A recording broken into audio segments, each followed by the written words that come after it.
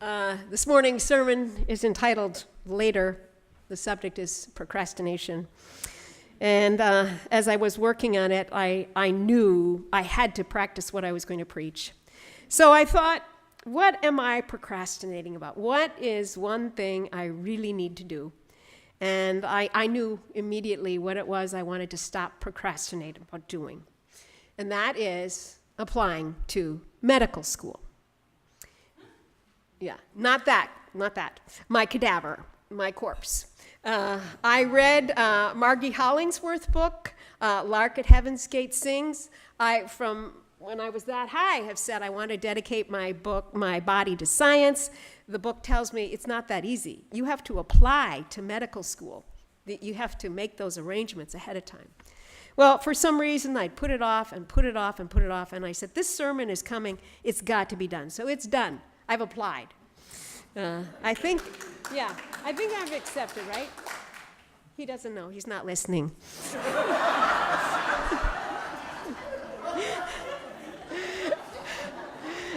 At any rate, I've always liked using acronyms, DTIP, don't take it personally, GWTF, I know we'll be using that a lot in the next 4 days. That means go with the flow.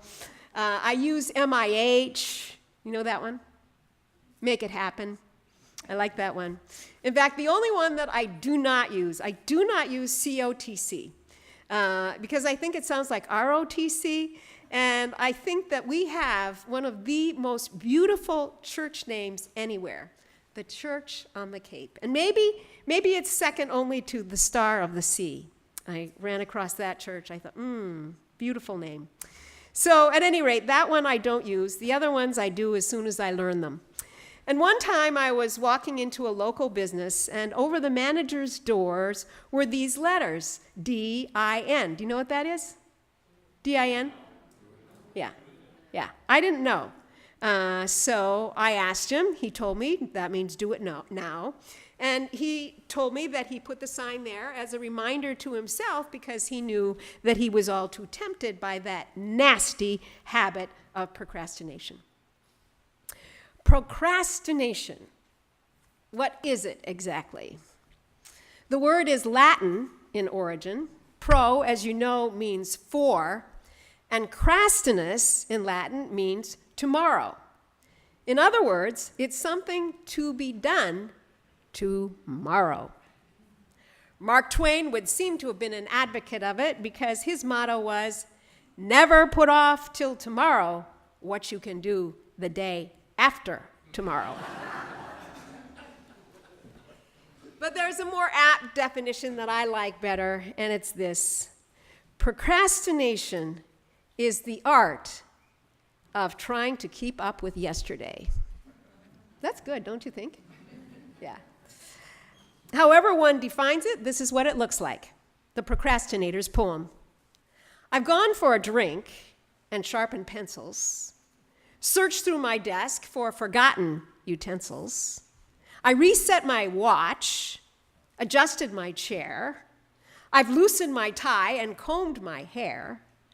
I filled my pen and tested my blotter and gone for another drink of water. Adjusted the calendar and I've raised the blinds and I've sorted erasers of all different kinds. Now, down to work, I can finally sit. Oops, too late, time to quit.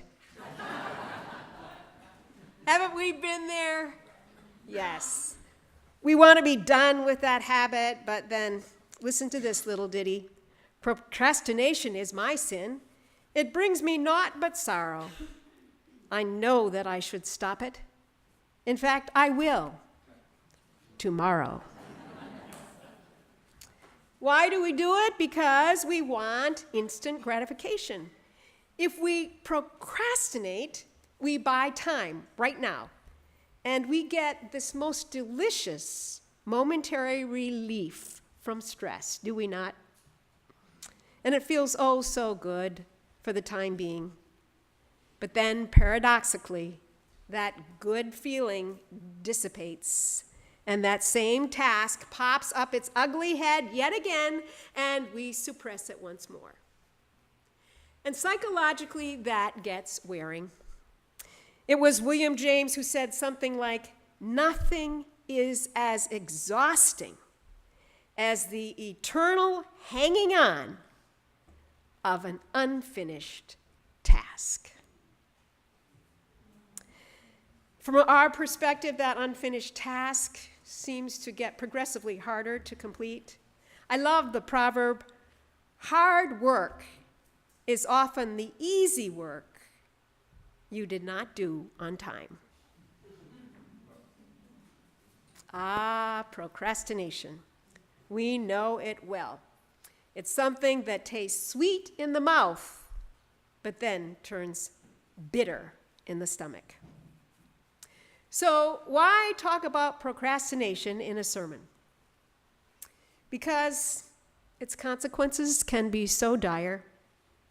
True story.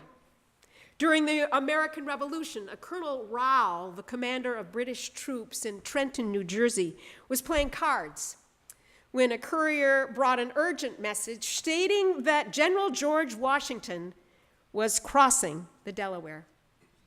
Rowell had put the letter in his pocket, deciding to open it after they had finished their game, and he did exactly that. But by the time he read the message, it was too late. He and many of his men could not rally their forces in time, and consequently, they were killed. Maybe that sounds overly dramatic for an illustration, but nonetheless, all of us know the heavy toll that procrastination takes. Who can forget the lyrics of Cat Stevens' song, "Cats in the Cradle"? You remember the lyrics. These are abbreviated. My son turned 10 just the other day. He said, "Thanks for the ball, Dad. Come on, let's play. Can you teach me to throw?" I said, "Not today. I got a lot to do." He said, "That's okay." And he walked away, but his smile never dimmed, and he said, "I'm going to be like him." Yeah, I'm going to be like him. Well, he came home from college just the other day, so much like a man, I just had to say, "Son, I'm proud of you. Can you sit for a while?" He shook his head and he said with a smile, "What I'd really like, Dad, is to borrow the car keys." "See you later. Can I have them, please?" I have long since retired. My son's moved away. I called him up just the other day. I said, "I'd like to see you if you don't mind." He said, "I'd love to, Dad, if I could find the time. You see, my new job's a hassle and the kids have the flu, but it's sure nice talking to you, Dad." "It's been sure nice talking to you." And as I hung up the phone, it had occurred to me he'd grown up, just like me. My boy was just like me. Ironically, the composer of this classic piece on procrastination, Harry Chapin, was killed in a car accident at the age of 38. And so in life, it's easy to find portrait after portrait after portrait that show us the perils of procrastination. Our own past illustrates the point all too clearly. I can remember one time I had resolved to see my piano teacher. I took piano lessons for 8 years. Can you believe that after hearing me at Atlantic Hall? 8 years. We paid $1.25 every week for half an hour. I was there for an hour and a half because I did not practice. And it was the teacher's requirement that we go through all the music every single week, practiced or not. So by the end of the 8 years, I could play hymns. And that was such an extraordinary gift. I said, I've got to go. I've got to go back and thank her for all these hours of purgatory she spent with me beside her on the bench. Then finally, I was serving a church already. I was ordained as a pastor, and I said, this is it. I'm going to make that trip. I made it. I rang the doorbell, Mrs. Fritchie's house. Her husband appeared at the door, and he smiled. He knew me. He recognized me, of course. And I said, is Mrs. Fritchie here? And immediately I saw his face cloud over, and he said, "She's here." And I went over to see her. I gave her a big hug, and as I backed away, I could tell she had no idea who I was. She was someplace else. There was no way to to connect. We had disconnected. I was too late. Interestingly enough, the word itself never appears in the Bible. Procrastination, you won't be able to find it. It won't be in the Old Testament. It won't be in the New Testament. But that does not mean that Scripture is not rife with examples. This morning in the text I read on Felix, the governor of Caesarea, was serving as both Paul's jailer and his judge. And he was asked by his wife Drusilla if Paul might not be allowed to speak to them. Permission was granted, and Paul, presumably with manacles on, spoke before them with evident conviction. Felix got concerned, but then dismissed him with the words, "Go away for the present. When I can find a moment, I will send for you." That is the very essence of procrastination. We don't say, "Go away for good, I'm not going to think about you." We say, "Go away for the present. When I can find a moment, I'll send for you." But in the words of Martin Luther King Jr., how soon not now becomes never. Ultimately, the harm in procrastination lies in the fact that it is a perversion of something good, time, which is God's gift to us. And postponement results in a misuse of time, a misuse of tomorrow. The animal kingdom doesn't know that tomorrow exists. We do, and so when we procrastinate, we use it falsely to give ourselves an illusion of hope. Tomorrow, I'll do it. Tomorrow. So how do we train ourselves to stop procrastinating? Well, soon and very soon, we will be asking for reports for our annual conference booklet, which has been scheduled for October 5th. Over the years, it becomes quite easy to predict which reports will come in first. I didn't say last, I said first. When we served in Everett, I knew a woman there named Ella Nardone, who was always the first to be done. Anything asked of her, written form, I knew hers would be first on the desk. So finally one day I asked her, "Ella, how is it that you are always number one?" And I remember very clearly what she told me. She said, "Years ago when I was maybe 11 or 12, I overheard my parents talking about me. And they were saying, 'Ella is such a procrastinator.'" She had no idea when she heard that word what it meant, but she didn't like the very sound of it. Procrastinator. So she asked someone, and when she learned the definition of what a procrastinator was, she said to herself, "They're right. I am a procrastinator, but I do not want to be one any longer, and I am not going to be," and that was it. And she turned directions right on the dime. Not that easy for most of us, but here is what has helped me.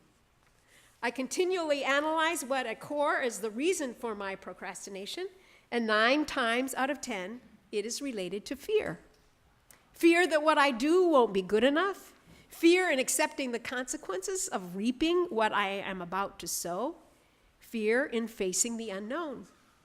Yet fear, as we already know, is a God-given gift, and it can be used as an ally if we use it correctly. Objectively speaking, fear serves as a protection, and at the same time, it creates an energy, a flight or fight response. So if you imagine putting all the energy that procrastination uses to resist, that flight energy, into energy that can move us forward, the fight energy, then we conquer procrastination. Eleanor Roosevelt was particularly good at that with her ever-present mindset. You must do the thing you cannot do. And so she tried. That is the D-I-N mindset. Do it now. For in Paul's letters to the Galatians, he writes, "So let us not grow weary in doing what is right, for we will reap at harvest time if we do not give up and if we do not procrastinate." That's mine because it's not in the Bible. So then, whenever we have an opportunity, let us work for the good. "Come to the edge," he said. They said, "We are afraid." "Come to the edge," he said. They came. He pushed them, and they flew. Thanks be to God. Amen.